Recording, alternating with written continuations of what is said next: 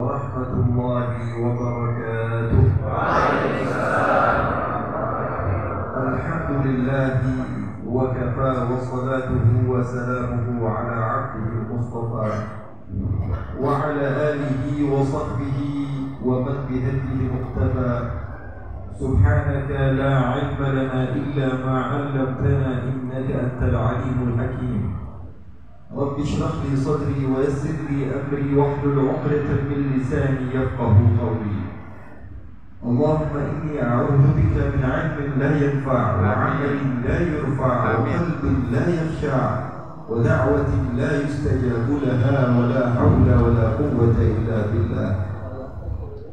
Hadirin hadirat yang senantiasa istiqamah di majlis guru mulia kita, mudah-mudahan Allah Subhanahu wa taala memberikan keberkahan kepada kita dan Allah Subhanahu wa taala memberikan kepada kita ilmu yang bermanfaat dari sanad yang jelas dari guru kita, pengambilan ilmunya kepada gurunya, terus kepada gurunya sampai kepada Nabi Muhammad sallallahu alaihi wasallam.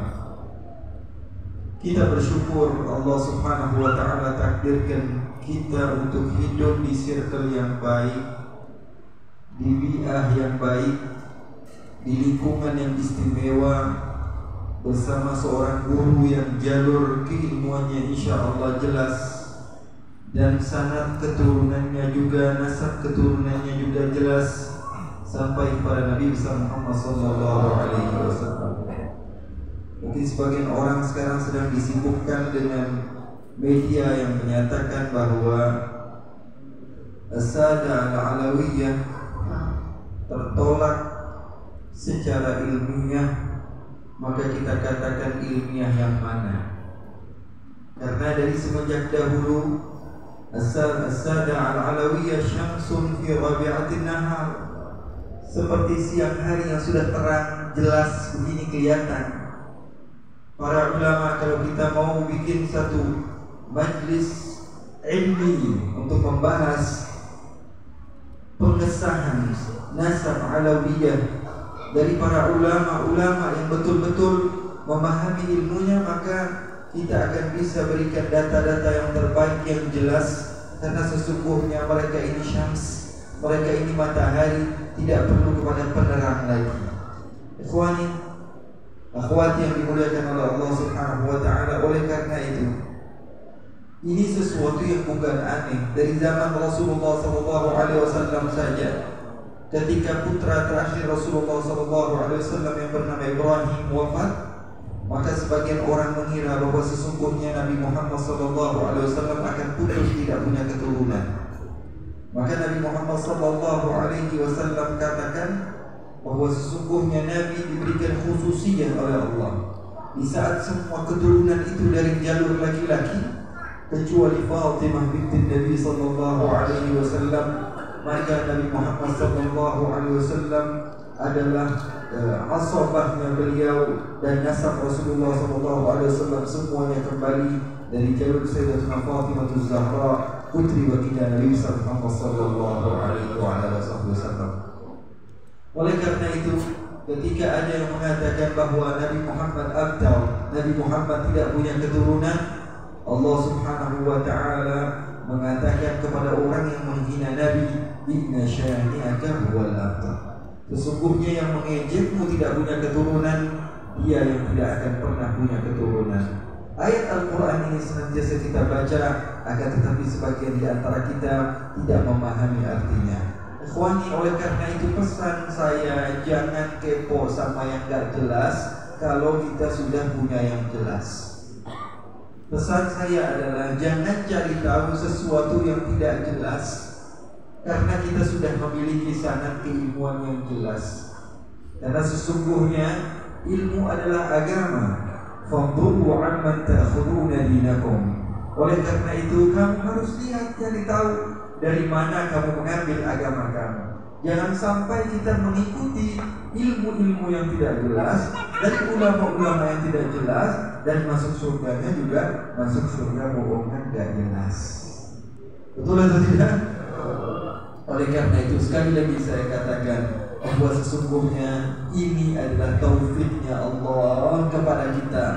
masyarakat yang ada di sekitar. Allah Subhanahu wa ta'ala gerakkan hati guru kita untuk senantiasa mentarbiyah kita, untuk memberikan pendidikan kepada kita, supaya kita semua mendapatkan anugerah berupa ridha-Nya Allah Subhanahu wa ta'ala. Ikhwani, akhwati yang dimuliakan oleh Allah Subhanahu wa ta'ala, saya berjumpa dengan guru kita Habib Zaki di Garut, dan saya katakan bahwa insya Allah saya subuh akan jalan dari Garut, dan saya lupa ternyata tadi malam itu acara rutinan akbar saya di Garut. Jadi masih banyak tamu-tamu yang saya tinggal di Garut demi menghadiri majlis kesayangan kita, dan insya Allah ketika saya memiliki waktu, saya sudah berniat dari dalam hati saya untuk terus-menerus bersama-sama antum semua mengambil ilmu. Dan sayangnya tadi ada kisah yang sangat menarik terpotong karena saya. Mudah-mudahan Allah Subhanahu wa ta'ala berikan kenikmatan kepada kita untuk tidak pernah dipotong kenikmatan, terus-menerus akan bersama kita di dunia sebelum di akhiratnya Allah Subhanahu wa ta'ala. Ikhwani, guru-guru kita mengajarkan kepada kita untuk cinta kepada Nabi Muhammad SAW. Guru-guru kita mengajarkan kepada kita untuk ikut Al-Quran. Bagaimana mungkin para habaib, para keturunan Nabi tidak ikut kepada Al-Quran kalau Quran sendiri turun di rumah kakek mereka? Maka aneh kalau ada seorang mengatakan bahwa jangan ikut majelisnya Habib, tidak ikut kepada Al-Quran. Al-Quran turun di rumah kakeknya. Saya sering katakan, jangankan Al-Quran, fashion saja kami diajarkan oleh orang tua kami. Orang tua kami diajarkan oleh orang tua mereka, terus menerus sampai kepada Nabi Muhammad. Cara menggunakan imamah, cara menggunakan sorban, cara menggunakan baju kami diajarkan. Bagaimana mungkin kami tidak diajarkan Al-Quran? Bagaimana mungkin kami tidak diajarkan sunnah Nabi Muhammad SAW? Betul adanya. Kalau satu orang, dua orang yang melakukan kesalahan, apakah adil kita katakan semua orang adalah orang yang jahat? Ketika ada satu orang Garut mencuri di kampung sini misalnya, apakah sah, apakah adil kalau orang kampung sini mengatakan orang Garut semuanya pencuri? Itu tidak benar. Orang yang berakal tidak mungkin akan mengatakan hal yang serupa. Oleh karena itu, ikhwani, akhwati yang dimuliakan oleh Allah Subhanahu wa ta'ala, ini kenikmatan yang besar. Sekali lagi saya katakan, ini adalah taufik dari Allah Subhanahu wa ta'ala. Taufik adalah khalqu qudratu ta'atil 'abd. Allah menciptakan kemampuan bagi seorang hamba untuk bisa melakukan ibadah, mendekatkan diri kepada Allah Subhanahu wa ta'ala, sehingga hamba tersebut mendapatkan pahala yang besar. Jangan dikira bahwa sesungguhnya kita berbahagia duduk memandang wajah guru kita, mengambil ilmu dari guru kita. Wah, saya nggak merasa capek, kok bisa saya dapat pahala? Siapa yang bilang dapat pahala harus capek-capek dulu? Beritahu kepada saya, siapa yang mengatakan mendapatkan pahala itu akan digapai dengan susah payah? Beritahu kepada saya, tidak. Abu Dzar Al-Ghifari dan beberapa sahabat mereka ashabus suffah mendatangi Nabi dan mengatakan dhahaba ahlul duthur bil ujur, di dalam hadis yang sahih. Mereka mengatakan, ya Rasulullah, enak sekali jadi orang kaya, dikit-dikit nafkah, dikit-dikit infak, dikit-dikit wakaf, dikit-dikit sedekah, dikit-dikit zakat. Kami susah ya Rasulullah, buat makan aja susah. Berarti kami ini hidupnya gak mungkin bakalan dapat pahala yang besar, sementara orang kaya enak banget. Ada majelis ta'lim yang baru dibangun, butuh berapa semen dulu? Kami kirim. Butuh berapa pasir? Berapa truk pasir? Kami kirim. Butuh berapa lagi bil? Apalagi yang kurang? Apalagi yang kurang? Enak jadi orang kaya. Dikit-dikit pahala, dikit-dikit wakaf, dikit-dikit infak, dikit-dikit sedekah. Sementara kami ya Rasulullah, buat makan saja susah.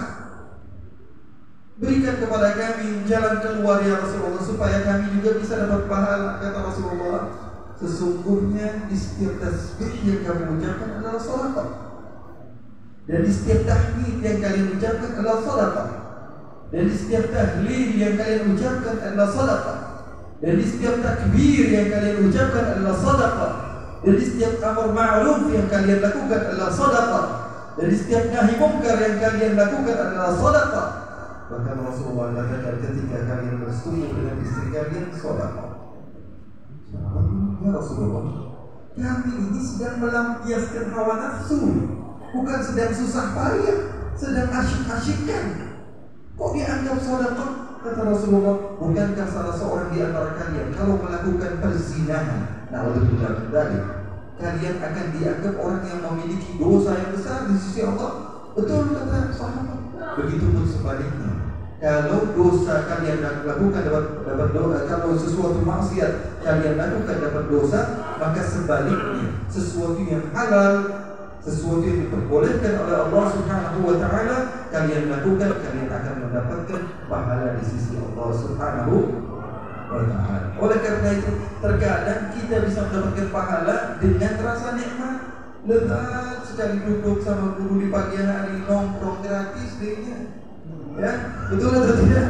Gratis, nikmat, duduk, bisa dengar, enggak perlu datang jauh-jauh, kita bisa bersama-sama berzikir kepada Allah, berselawat kepada Nabi, mendengar ilmu, mendapatkan tarbiyah dan tazkiyah dari guru. Alhamdulillah. Makanya salah seorang di antara salafun saleh, salah seorang di antara mereka hadir memiliki majlis ilmu yang besar. Satu orang anak kecil datang kepada syekh tersebut bertanya, "Ya wahai syekh, saya mau bertanya." Silakan kau bertanya. Di surga ada tidak majlis taklim seperti ini? Dia tanya sama guru, itu di surga ada atau tidak majlis taklim seperti ini? Kalau tidak ada, maka tidak ada kenikmatan di dalam surga. Seseorang yang sudah merasakan kenikmatan yang begitu luar biasa di dalam majlis taklim, dia akan berharap di surga juga ada majlis taklim seperti ini. Di surga setiap yang diinginkan oleh setiap manusia insya Allah mampu digapai. Insya Allah nanti di surga kita kumpul bersama-sama lagi.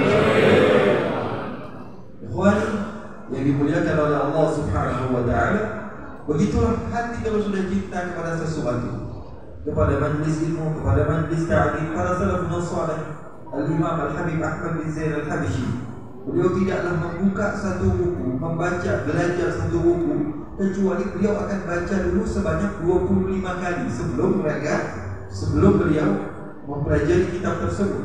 Dan setelah beliau membaca kepada gurunya, beliau akan ulangi lagi selama 25 kali, sebanyak 25 kali, supaya ilmu tersebut nempel. Tapi zaman sekarang ini semakin dipermudah sarana, tapi semangat kita semakin kendor. Nah, ini masalahnya kita. Dahulu ulama, masya Allah, hadir majlis ta'lim, majlis ilmu, semuanya bawa buku, bawa pulpen, ya, mencatat ilmu gurunya, dibagikan ke semua orang supaya ilmu gurunya bermanfaat. Sekarang hadir majlis ta'lim, ya, yang penting saya jadi orang baik udah cukup. Bukan betul-betul ta'lim, ya, bukan betul-betul belajar. Tapi yang kita inginkan, yang penting saya mengisi waktu kekosongan saya. Orang hari Minggu saya libur, alhamdulillah saya dapat masukan-masukan dari guru saya supaya hidup saya benar. Itu saja. Ala kulli hal, sebagian ulama mengatakan lakin minat tatwili kallatil himam fasara fihi al-ikhtisar multazam. Sebagian di antara ulama kita mengatakan bahwa memang terkadang kalau kepanjangan itu semangat sudah mulai memudar. Buku itu panjang, besar, lebar, wah bacanya juga capek. Fasara fihi al-ikhtisar multazam. Maka perlu terkadang kita membuat ikhtisar, mukhtasar. Begitulah di dalam dakwah kita lihat bagaimana yang diinginkan umat. Makanya ada sebagian orang membuat video-video pendek. Lagi sudah tatwilkan latin video ceramah Habib 1 jam 30 menit. Ini mah payah kayaknya. 1 jam setengah dari dia doang memajak. Tapi kita ini berapa ya? 1 menit saja. Wah, ini seru nih sebenarnya. 2 menit saja. Begitulah terkadang. Makanya ya kita bersyukur kepada Allah Subhanahu wa taala. Allah Subhanahu wa taala berikan guru-guru kepada kita yang terus-menerus memberikan tazkiyah dan tarbiyah. Ikhwan, saya sebenarnya mau cerita tentang semangatnya para ulama di dalam menuntut ilmu. Akan tapi karena memang waktu sudah tidak memungkinkan, sudah habis waktunya. Dan saya sekali lagi terlambat. Saya sudah 4 kali datang ke sini, 2 kali terlambat, 2 kali alhamdulillah dapat pembagian ceramah. Dan insya Allah ini membuktikan bahwa saya bakalan terus-menerus datang ke majelis ini. Dan insya Allah kita menjadi keluarga di dunia dan keluarga di akhirat. Terakhir, ikhwani yang dimuliakan oleh Allah Subhanahu wa taala, majlis seperti inilah yang memberikan kepada kita tazkiyah, kebersihan hati. Karena setiap hati itu perlu kepada asupan-asupan yang baik. Hati kita ini penuh maksiat. Siapa di antara kita yang bersih dari maksiat? Kalau tidak lidah kita bermaksiat, telinga kita maksiat. Kalau tidak telinga kita maksiat, mata kita maksiat. Kalau tidak mata kita maksiat, tangan kita maksiat. Kulluna ma'asi. Setiap di antara kita ini maksiat. Kalau tidak tangan maksiat, kaki maksiat. Kalau tidak kaki maksiat, hati maksiat. Na'udzubillah min dzalik. Melihat orang seperti ini suudzon, pengennya berburuk sangka saja. Tidak ada husnudzon.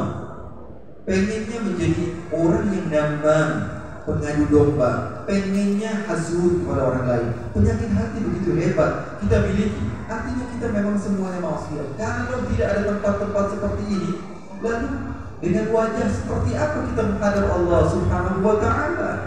Kalau tidak ada guru yang menuntun kita untuk meminta ampun kepada Allah di bulan-bulan yang mulia seperti bulan Rajab sekarang ini, lalu bagaimana kita bisa menghadap kepada Allah Subhanahu wa taala? Jangan takut, semua di antara kita bermaksiat, betul. Akan tetapi orang yang hebat adalah orang yang mau kembali kepada Allah. An-nasu khata'un wa khairul khata'in at-tawwabun.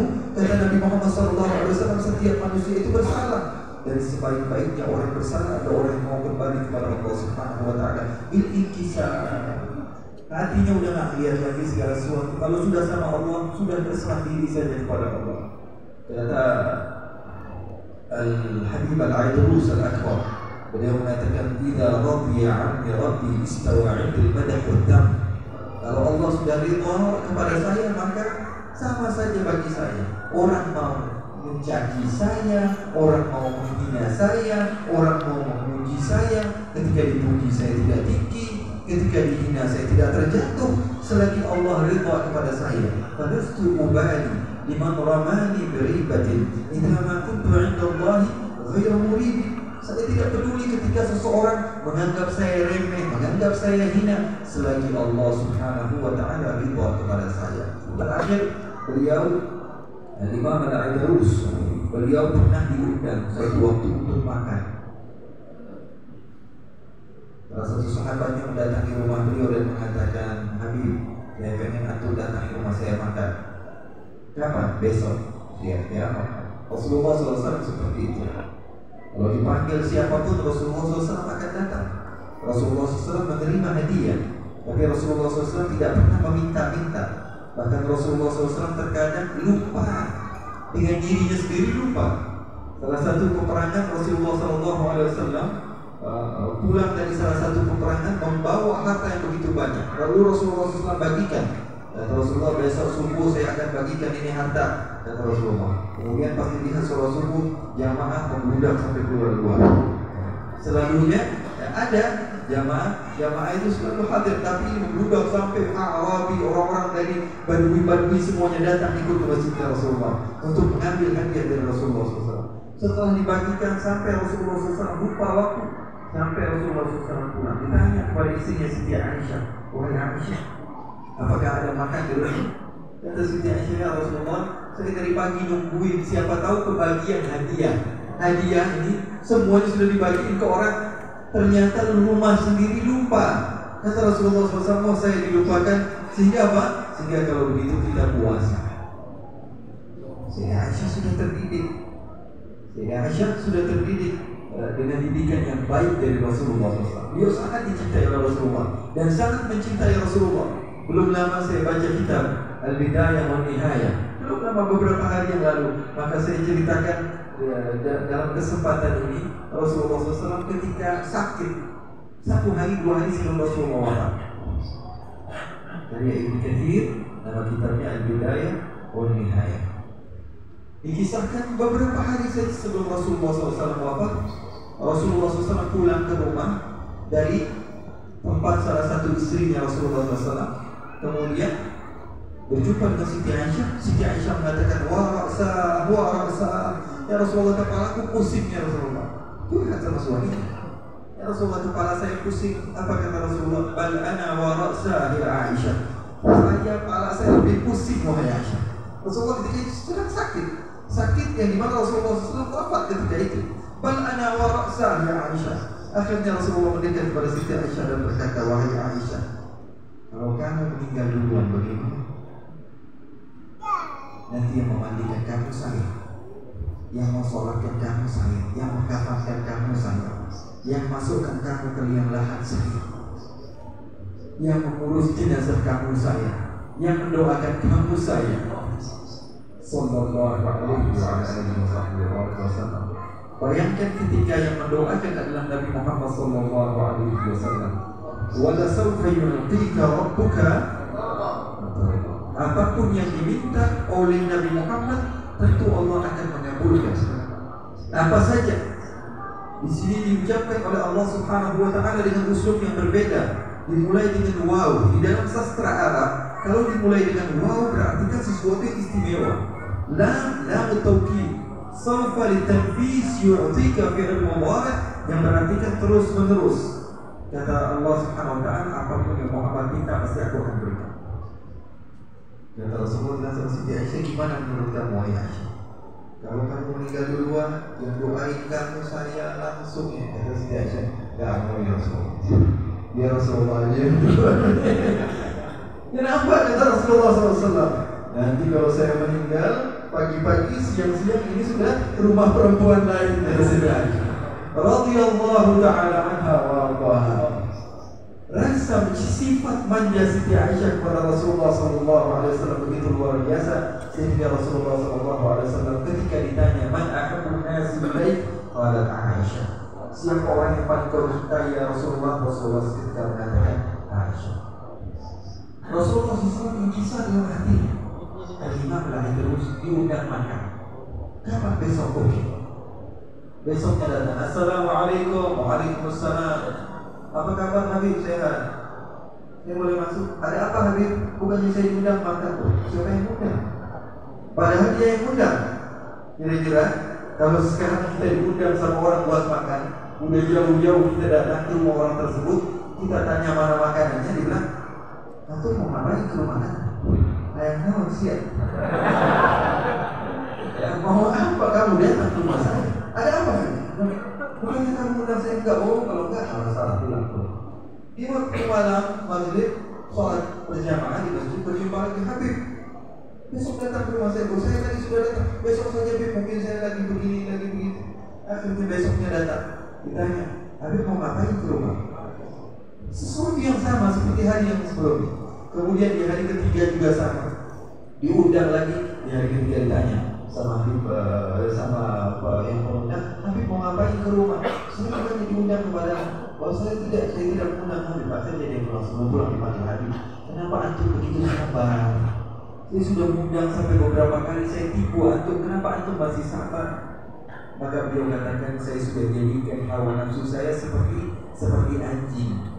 Anjing itu kalau diberikan tulang, dia akan mengejar. Kalau diumpeti tulang, dia lari lagi.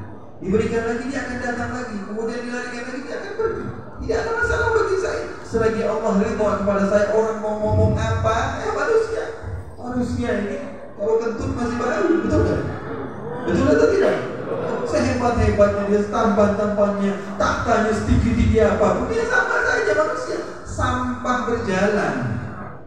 Kita manusia ini, kalau misalnya ada salah seorang di antara kita kemana-mana bawa kresek isinya sampah, malu atau tidak?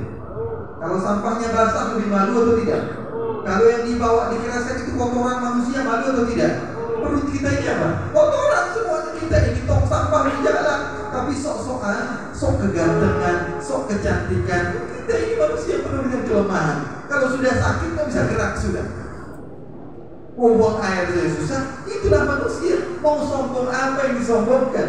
Apa yang disombongkan? Manusia yang penuh dengan kehinaan. Kalau kamu memiliki sifat rasa sombong, kebahagiaan kalau Allah sudah ridha, maka itu hakmu. Tapi kalau kesombongan hanya duniawi yang sementara, tidak akan kekal. Oleh karena itu kita bersyukur kepada Allah, dan insya Allah Allah Subhanahu wa taala memberikan yang terbaik kepada kita. Allah membanggakan kita kita di dalam majlis yang begitu istimewa, yang memiliki rohaniah yang begitu istimewa, dan insyaallah Allah Subhanahu wa taala tidak jauhkan kita dari guru-guru kita.